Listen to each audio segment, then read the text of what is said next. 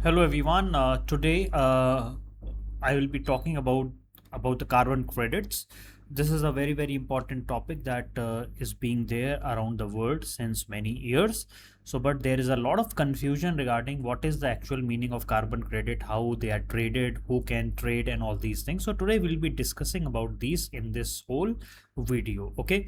So first of all, why it is in news? So in the study in the Nature, Nature is a very big journal. They found that only 16% of the carbon credit result in actual emission reduction, raising the concern about the effectiveness of the carbon market, right?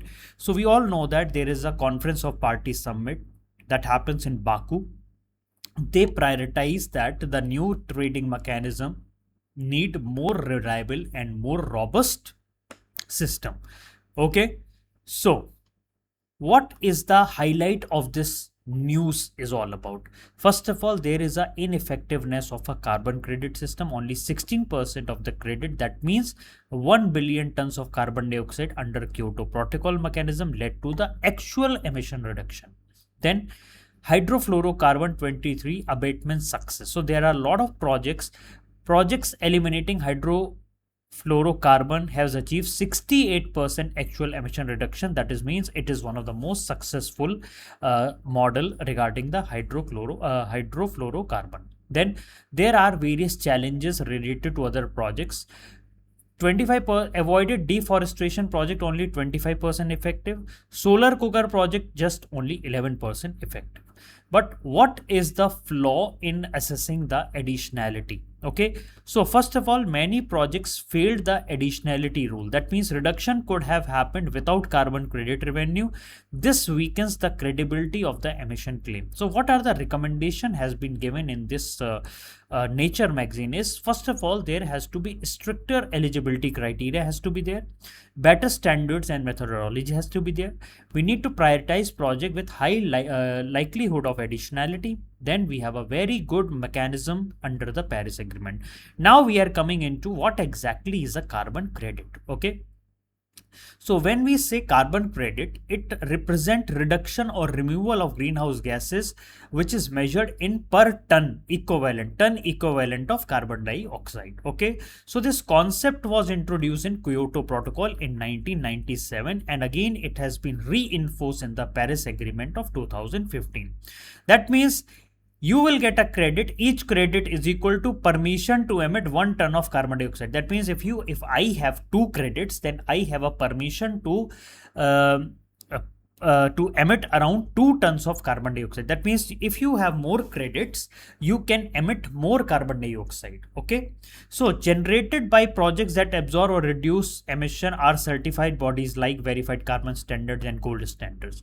So there are carbon markets are there. Okay, so under the Paris Agreement, carbon market aims to create a robust, reliable system for trading carbon credit and ensuring transparency. So there is an Article 6 under the Paris Agreement where countries can transfer their carbon credits from emission reducing project to help other countries meet their climate goals. Okay, so what are the type of carbon market? First of all, everybody needs to understand. So there are compliance market, there are voluntary market. Compliance market are the market where you have to do compliance, and voluntary market are the market where it is voluntary whether you wanted to do it or not. So under the compliance market, they are legally binding market. They have established through national and regional emission trading scheme. So here what they have to do, participant must meet a specific emission reduction target. Penalties are there for non-compliance, includes government, industries and businesses. Okay, but in the voluntary markets, no legal obligation. Here participant can be companies, cities, region. Okay, they are all voluntary traded, and credits to meet sustainability goal. Everybody wanted to reach a net zero. That means whatever they are emitting the carbon dioxide, the same they are absorbing it also. They are part of CSR initiative. In India we have a CSR initiative where we are trading our carbon credit. So parts of CSR initiative ought to gain a market advantage, right? So how carbon credit works? First of all, we will understand this mechanism. Okay, so we'll go by 1 2 3 4 5 concept. So Under the first, a company emits more carbon dioxide than it allowed limit. Okay, so emission is equal to, so this is just a hypothetical figures. Emission is 10,000 ton of carbon dioxide. Okay, now we have a project that reduce or remove carbon dioxide. So reduction is equal to 10,000 carbon dioxide, 10 tons of carbon dioxide. Okay, so what is a carbon credit? So project generated how many carbon credit? 10,000 carbon credit, because 1 ton is equal to 1 credit. Okay, 1 credit is equal to 1 ton of carbon dioxide emission.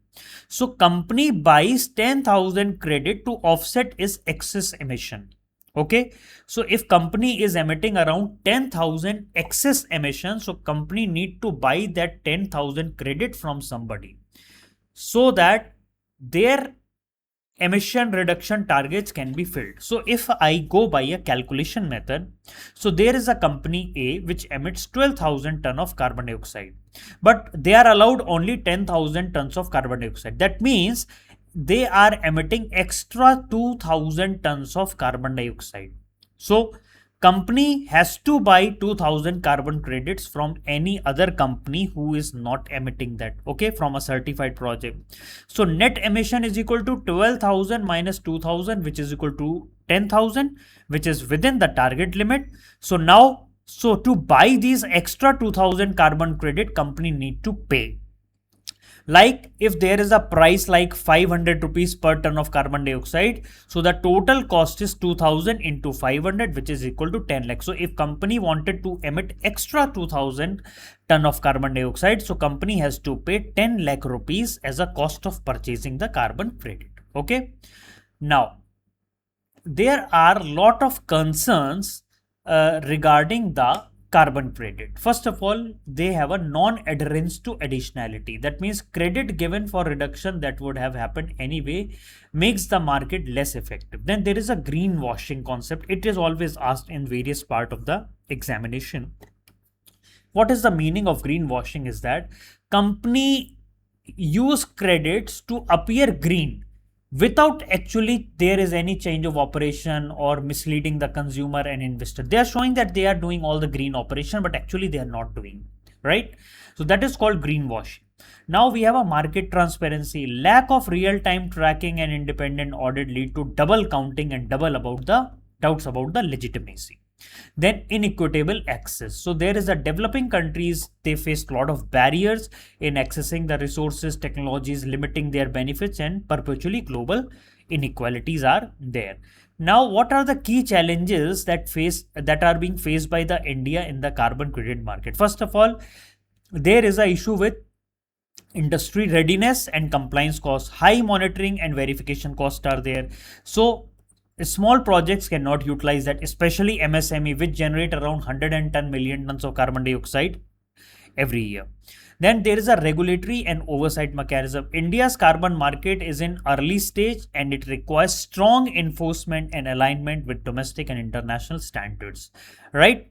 So what is the benefit of carbon credit? First of all, greenhouse gases that traps heat in the atmosphere.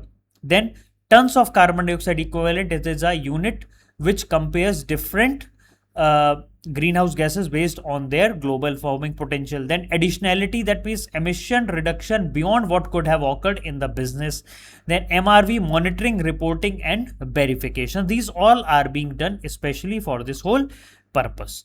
Okay, now India's initiative related to carbon credit market. So India has updated its NDC's goals. Net domestic commitments are there in 2023. So they have established that they will develop a domestic carbon market. Here we have an Energy Conservation Amendment Act of 2020, which provides legal framework for the carbon credit trading schemes, empower government to establish domestic carbon market and authorize agency to issue carbon credit and certificates. So there are a lot of agencies who are working and they will be provided license to issue carbon credits. Okay.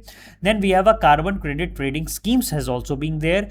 So like key schemes are PAT scheme, performance achievement trade, renewable energy certificates are there, green credit programs are there. So, and who is monitoring and doing verification? Bureau of Energy Efficiency, National Steering Committee and Indian Carbon Market. They all ensure integrity through rigorous monitoring, reporting and verification purposes. So how we can go and move forward? First of all, we need to strengthen the additionality.